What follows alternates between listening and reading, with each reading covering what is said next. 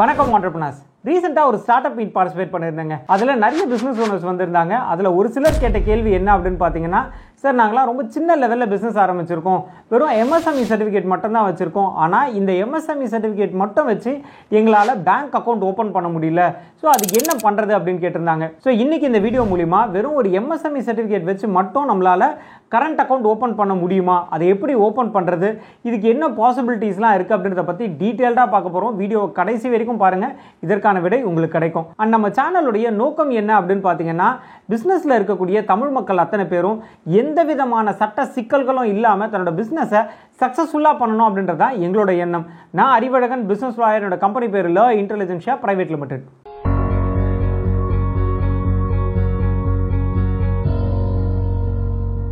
நீங்கள் உங்கள் பிஸ்னஸை ப்ரொப்ரைட்டர்ஷிப் ஃபார்மாக ஆரம்பிக்கிறீங்க அப்படின்னா அதுக்குன்னு எந்த ஒரு ஸ்பெசிஃபிக் ரிஜிஸ்ட்ரேஷனும் கிடையாதுங்க.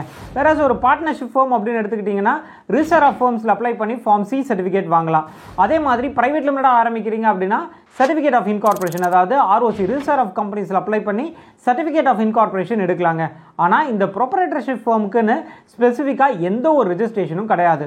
ஸோ பொதுவாக பிஸ்னஸ் ஓனர்ஸ் ப்ரொப்ரைட்டர்ஷிப் ஃபார்மாக தங்களுடைய கம்பெனி ரிஜிஸ்டர் பண்ணணும்னு நினைக்கிறவங்க எம்எஸ்எம்இல உத்தியம் ரிஜிஸ்ட்ரேஷன் சர்டிஃபிகேட் அப்படின்றத அப்ளை பண்ணி வாங்குவாங்க. அண்ட் இன்னொரு விஷயங்க, நீங்கள் சொந்தமாக பிஸ்னஸ் ஆரம்பிக்க போகிறீங்க அப்படின்னா உங்கள் பிஸ்னஸ்க்கான ரிஜிஸ்ட்ரேஷன்ஸ் என்ன, லைசன்சஸ் என்ன, அது எப்படி வாங்குறது, அதுக்கு தேவையான டாக்குமெண்ட்ஸ் எல்லாம் என்ன, இதெல்லாம் பற்றி டீட்டெயில்டாக ஒரு பிடிஎஃப் டாக்குமெண்ட் கிரியேட் பண்ணியிருக்கோம். உங்களுக்கு அந்த பிடிஎஃப் டாக்குமெண்ட் தேவைப்படுது அப்படின்னா டிஸ்கிரிப்ஷனில் இருக்கக்கூடிய லிங்கை கிளிக் பண்ணி ஃப்ரீயாகவே டவுன்லோட் பண்ணிக்கலாங்க. இந்த உத்தியம் ரிஜிஸ்ட்ரேஷன் சர்டிஃபிகேட் அப்படின்றது என்னன்னா வெறும் இந்த ப்ரொப்ரைட்டர்ஷிப் ஃபார்முக்காக மட்டும் கிடையாதுங்க. Proprietorship firm, partnership firm, private limited company, LLP, இந்த மாதிரி எந்த ஒரு கம்பெனியாக இருந்தாலும் அது ஒரு சிறு குறு நிறுவனமாக இருந்துச்சு அப்படின்னா தாராளமாக இந்த எம்எஸ்எம்இ மினிஸ்ட்ரியிலேருந்து உத்தியம் ரிஜிஸ்ட்ரேஷன் சர்டிஃபிகேட் வாங்கலாம். இந்த உத்தியம் ரிஜிஸ்ட்ரேஷன் அப்படின்றது என்னன்னா, இந்த எம்எஸ்எம்இ மினிஸ்ட்ரி இருக்காங்க இல்லையா, இவங்க ஸ்மால் ஸ்கேல் இண்டஸ்ட்ரீஸ்க்கு நிறைய பெனிஃபிட்ஸ் கொடுத்துட்டு இருக்காங்க. அதாவது லோன் கொடுக்கறது, சப்சிடி கொடுக்கறது, இந்த மாதிரி நிறைய பெனிஃபிட்ஸ் கொடுத்துட்டு இருக்காங்க. அந்த பெனிஃபிட்ஸ் எல்லாத்தையும் நீங்கள் அவைல் பண்ணணும் அப்படின்னா இந்த உத்தியம் ரிஜிஸ்ட்ரேஷன் சர்டிஃபிகேட் இருந்தால் தான் நீங்கள் அந்த பெனிஃபிட்ஸை வந்து அவைல் பண்ணுறதுக்கு எலிஜிபிள். பட் பெரும்பாலும் பிஸ்னஸ் ஓனர்ஸ் என்ன பண்ணுறாங்க அப்படின்னா தங்களோட பிஸ்னஸை ப்ரொப்ரைட்டர்ஷிப் ஃபார்மாக ரெஜிஸ்டர் பண்ணுறதுக்கு எந்த ஒரு ஆப்ஷனும் இல்லை அப்படின்றதுனால ஒரு பேசிக் ப்ரூஃபாக, அதாவது இந்த இடத்துல இந்த பிஸ்னஸ் இயங்கிட்டு இருக்கு அப்படின்றதுக்கான ஒரு பேசிக் ப்ரூஃபாக தான் இந்த எம்எஸ்எம்இ சர்டிஃபிகேட்டை யூஸ் பண்ணுறாங்க. அதே சமயம் இந்த ஈவெண்ட்ல பார்த்தா இன்னும் ஒரு சிலர் வந்து இந்த கரண்ட் அக்கௌண்ட்னா என்ன, எதுக்காக நாங்கள் கரண்ட் அக்கௌண்ட் யூஸ் பண்ணோம், எங்களோட பேர்லேயே இருக்கக்கூடிய சேவிங்ஸ் அக்கௌண்ட்டை எங்கள் பிஸ்னஸ்க்கு யூஸ் பண்ணிக்கலாம்ல அப்படின்னு கேட்டிருந்தாங்க. கரண்ட் அக்கௌண்ட்னா என்ன அப்படின்றதையும் ஆன் த கோல பார்த்துடலாங்க. அண்ட் கரண்ட் அக்கௌண்ட் ஓப்பன் பண்ணுறதுக்கு என்னெல்லாம் டாக்குமெண்ட்ஸ் வேணும் அப்படின்றத பார்க்கறதுக்கு முன்னாடி ஒரு முக்கியமான இன்ஃபர்மேஷனுங்க. நம்மளோட கண்டென்ட் அத்தனையும் இதுக்கப்புறம் ஸ்பாட்டிஃபைலையும் லிஸ்ட் ஆகிட்டு இருக்கு. நீங்கள் இதுக்கப்புறம் ஆன் த கோல ஸ்பாட்டிஃபைல நம்ம கண்டென்ட் அத்தனையும் கேட்டு உங்களோட பிஸ்னஸை அடுத்தடுத்த நிலைக்கு வளர்க்க முடியும். ஸ்பாட்டிஃபையோட லிங்க் டிஸ்கிரிப்ஷனில் இருக்குது, மறக்காமல் ஃபாலோ பண்ணிடுங்க. கரண்ட் அக்கௌண்ட் அப்படின்றது என்னன்னா உங்களுடைய பிஸ்னஸ் பர்பஸ்க்காக உங்களோட கம்பெனி பேரில் ஆரம்பிக்கக்கூடிய ஒரு பிஸ்னஸ் பேங்க் அக்கௌண்ட்டை தான் நம்ம வந்து கரண்ட் அக்கௌண்ட் அப்படின்னு சொல்கிறோங்க. உங்களுடைய பிஸ்னஸ்க்கான எந்த ஒரு வரவாக இருந்தாலும் சரி, செலவாக இருந்தாலும் சரி, அது அத்தனையுமே நீங்கள் இந்த கரண்ட் அக்கௌண்ட் மூலிமா தான் பண்ணணும். உங்கள் கிளைண்ட்டுமே சரி உங்களுடைய கம்பெனிக்கு பே பண்ணணும் அப்படின்னா ஆன்லைன் ட்ரான்ஸ்ஃபர் மூலிமா பண்ணுறதா இருந்தாலும் சரி, இல்லை செக் இஷ்யூ பண்ணுறதா இருந்தாலும் சரி, உங்களுடைய கரண்ட் அக்கௌண்ட் பேரில் தான் அவங்க இந்த பேமெண்ட்டை பண்ணுவாங்க.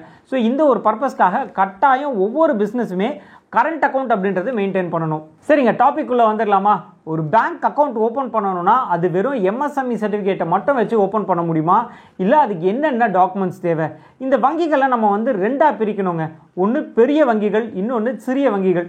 இதில் பெரிய வங்கிகள் அப்படின்னு நான் எதை சொல்கிறேன் அப்படின்னா ஒரு ஹெச்டிஎஃப்சி பேங்க், ஐசிஐசிஐ, இல்லை நேஷனலைஸ் பேங்க்கில் எஸ்பிஐ, இந்த மாதிரியான பெரிய வங்கிகள்லாம் ரெண்டு விதமான டாக்குமெண்ட்ஸ் கேட்பாங்க. குறிப்பாக வந்து கம்பெனிக்கான கேஒய்சி டாக்குமெண்ட், ப்ரொப்ரைட்டருக்கான கேஒய்சி டாக்குமெண்ட். நீங்கள் உங்களோட கம்பெனியை ப்ரொப்ரைட்டர்ஷிப் ஃபார்மாக வச்சுருக்கீங்க அப்படின்னா அதுக்கான ப்ரூஃபாக ரெண்டு டாக்குமெண்ட்ஸ் கேட்பாங்க. ஒன்று நீங்கள் ஆல்ரெடி வச்சுருக்கக்கூடிய எம்எஸ்எம்இ சர்டிஃபிகேட் நீங்கள் கொடுத்துடலாம், கூட இது மட்டும் போகாது, இன்னொரு டாக்குமெண்ட் வேணும்னுவாங்க. ஸோ அந்த இடத்துல நீங்கள் வந்து இதர் ஜிஎஸ்டி அப்ளை பண்ணுற மாதிரி இருக்கும், இல்லைனா வந்து வேறு ஏதாவது ஒரு கார்பரேஷன் லைசன்ஸோ ப்ரொஃபஷனல் டேக்ஸ் லைசன்ஸோ அப்ளை பண்ணி அந்த டாக்குமெண்ட்டையும் கூட சேர்த்து கொடுக்கணும். இது தவிர்த்து யார் ப்ரொப்ரைட்டருடைய அவருடைய கேஒய்சி டாக்குமெண்ட்ஸ், அவருடைய Aadhaar card, PAN card, passport size photo இதெல்லாம் சப்மிட் பண்ணுங்க. ஸோ இது வந்து பெரிய வங்கிகளுக்கு, அதாவது நம்ம பார்த்த மாதிரி எஸ்பிஐ, ஐசிஐசிஐ, ஹெச்டிஎஃப்சி, இந்த மாதிரியான பெரிய பெரிய பேங்க்கெல்லாம் கண்டிப்பாக கம்பெனிக்கான கேஒய்சி கேட்டகரியில் ரெண்டு டாக்குமெண்ட்ஸ் கேட்பாங்க. சரி, அப்போ வெறும் எம்எஸ்எம்இ வச்சு எப்படி பேங்க் அக்கௌண்ட் ஓப்பன் பண்ணுறது அப்படின்னு பார்த்தீங்கன்னா நம்ம டார்கெட் பண்ண வேண்டியது சிறிய வங்கிகள், அதாவது ஒரு கார்ப்பரேஷன் பேங்க்கு, இல்லை யூகோ பேங்க்கு, இல்லை ஏயு பேங்க்கு. ஸோ இந்த மாதிரியான சிறிய வங்கிகள் நம்ம அப்ரோச் பண்ணோம் அப்படின்னா அவங்களும் 2 கேட்டகரியில் கேட்பாங்க. ஒன்று கம்பெனிக்கான கேஒய்சி, இன்னொன்று இண்டிவிஜுவலுக்கான கேஒய்சி. ஆனால் இந்த கம்பெனிக்கான கேஒய்சி அப்படின்றதுல ஏதாவது ஒரு கேஒய்சி டாக்குமெண்ட் வச்சு அவங்களால ஓப்பன் பண்ண முடியும். அதுக்கு நீங்கள் எம்எஸ்எம்இ சர்டிஃபிகேட்டை கொடுத்து ஓப்பன் பண்ணிக்கலாங்க. கூட உங்களுக்கான கேஒய்சி ஆட்டோமேட்டிக்காக உங்களுக்கு இருக்கும். Aadhaar card, PAN card, passport size ஃபோட்டோலாம்.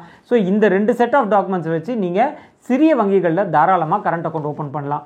ஸோ இப்போ ரொம்ப தெளிவாக புரிஞ்சிருக்கும். உங்களுக்கு வெறும் எம்எஸ்எம்இ வச்சே கட்டாயம் நீங்கள் வந்து பேங்க் அக்கௌண்ட் ஓப்பன் பண்ண முடியும். அதுவும் சின்ன பேங்க்கில் நான் இப்போ பார்த்த மாதிரி பிஓபி, இந்தியன் பேங்க்கு, இல்லை கார்ப்பரேஷன் பேங்க்கு, யூகோ பேங்க், இந்த மாதிரியான சிறிய வங்கிகளில் கட்டாயம் நீங்கள் வெறும் எம்எஸ்எம்இ சர்டிஃபிகேட்டை வச்சு மட்டுமே உங்களால் கரண்ட் அக்கௌண்ட் ஓப்பன் பண்ண முடியுங்க. சரி, இன்றைக்கி நம்ம ரொம்ப ஒரு பயனுள்ள தகவலாக இந்த எம்எஸ்எம்இ சர்டிஃபிகேட்டை வச்சு எப்படி பேங்க் அக்கௌண்ட் ஓப்பன் பண்ணுறது அப்படின்றத பற்றி டீட்டெயில்டாக பார்த்துருந்தோம். இதே மாதிரி உங்களுக்கு வேறு ஏதாவது சந்தேகங்கள் இருந்துச்சு, அதை வீடியோவாக போடணும் அப்படின்னு நினச்சிங்கன்னா கமெண்ட் பாக்ஸில் கமெண்ட் பண்ணுங்கள். நான் அறிவழகன், பிஸ்னஸ் லாயர். என்னோட கம்பெனி பேர் லோ இன்டெலிஜென்ஷியா பிரைவேட் லிமிடெட். நன்றி, வணக்கம்.